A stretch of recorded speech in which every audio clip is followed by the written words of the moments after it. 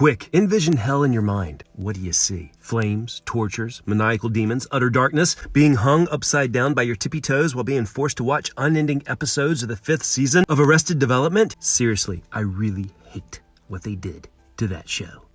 Well, if you've been watching this series on the history of hell and the Christian faith, and a lot of you have, we're cracking on. And today we're talking about something/somewhere that puzzles many modern Bible readers. Now, we've covered how, according to the Bible, the figure of Satan doesn't reign in hell, nor has he ever been there, yet.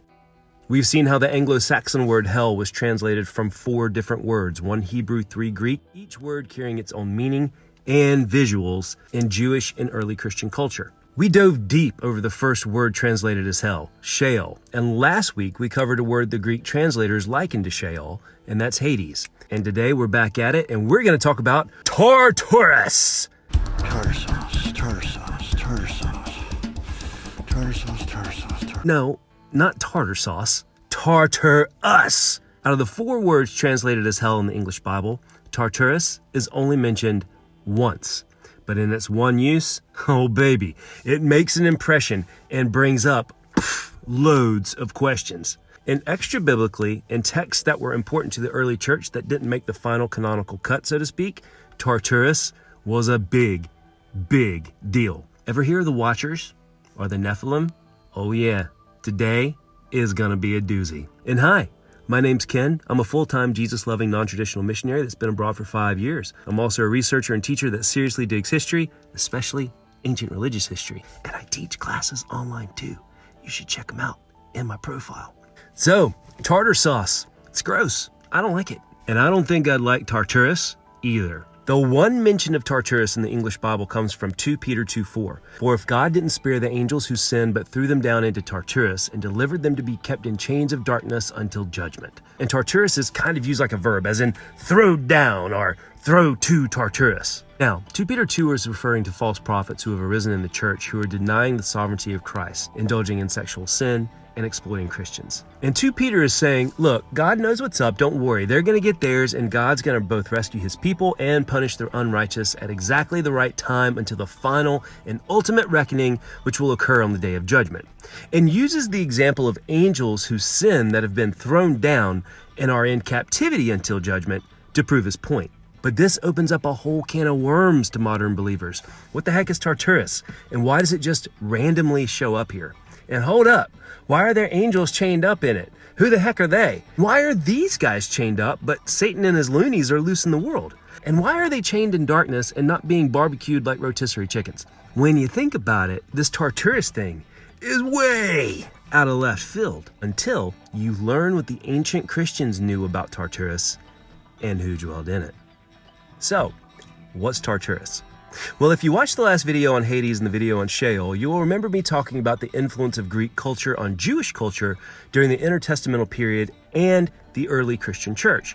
And if you haven't watched those videos, come on, what's wrong with you? Watch them videos! And like Hades, which was translated as hell 10 times in the King James New Testament, Tartarus comes to us courtesy of the ancient Greeks. And one of the first known references to Tartarus comes from the Greek poet Hesiod in the 8th century BC, where he wrote that Tartarus was the 3rd of the primordial gods, coming after Chaos and Gaia, and he was the father of Typhon, the great serpent. But over time, like Hades, Tartarus became associated with the place, not just a god. And Tartarus was a place nobody wanted to go. Ancient Greeks believed that if it took an anvil 9 days to fall from heaven to earth, it would take 9 more days for an anvil to fall from the earth to the depths of Tartarus. Homer took it a step farther and said that Tartarus is as far beneath Hades as heaven is above earth. Basically, Tartarus was deep in the bowels of Hades, just down up in there like a piece of chewing gum you swallowed in the 8th grade. I mean, just down in there. And if Hades had a good place, like we discussed last week, Tartarus was the best of the bad places that you could be. In Greek mythology, after the Olympian gods warred with the Titans, the defeated Titans were banished and chained in Tartarus for eternity.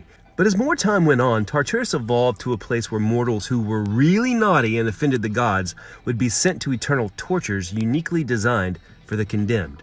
like Sisyphus, who was forced to roll a boulder up a mountain. And after it got to the top, the boulder would always roll back to the bottom and Sisyphus would have to start pushing it up again. Or Arachne, who was condemned to weave a straw rope for eternity, which every time he would finish it, it would be eaten by a donkey and he'd have to start all over again. And the Romans had a thing for Tartarus too. The Aeneid gives tons of details on Tartarus, that it was deep and massive, surrounded by triple walls and a river of fire called the Phlegethon, guarded by a 50-mouthed hydra. And inside Tartarus there was this massive castle with iron turrets, which was guarded by the whip-wielding fury Tisiphone. And inside the castle was a pit that went down even further, and at the gloomy bottom in chain were the twin giants Otis and Ephialtes, who had made war upon the god. Now this is starting to sound like the hell that movies envision, right?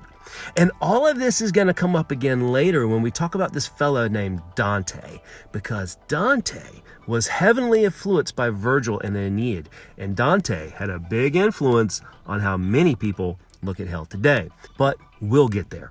So, there's your basics on Tartarus outside of the Judeo-Christian tradition. And as we talked about in the last two videos, Greco-Roman culture had a massive impact on Jewish culture during the intertestamental period and during Jesus' day.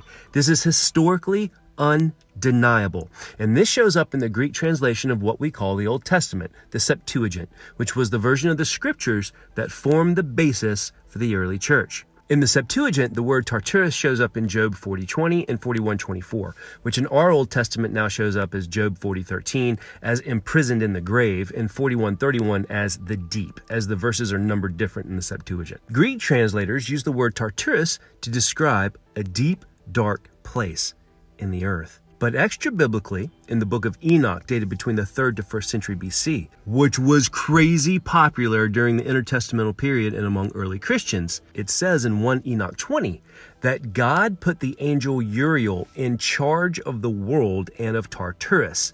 And it was in Tartarus that 200 fallen angels, the Watchers, who led by Semyaza, rebelled against God and taught humanity the use of weapons and sorcery, and who ended up lusting after women, mating with them and creating the race of Nephilim, were imprisoned in chains. Now also realize that in typical Jewish apocalyptic literature, being in chains doesn't necessarily mean chained up, but means they're confined to a place of mental anguish and terror in the underworld. These guys aren't resting like those in the bosom of Abraham, you know what I mean? So, Tartarus isn't hell as we commonly think about it, but it's a bad place. And amongst many Jews prior to Jesus and among early Christians, Tartarus was a deep, dark, terrifying place where the angels who rebelled against God, who some believe mated with women and created the Nephilim, were imprisoned to await final judgment at the end of days. And these are the angels most likely referenced in Jude 1:6-7 and 2 Peter 2:4.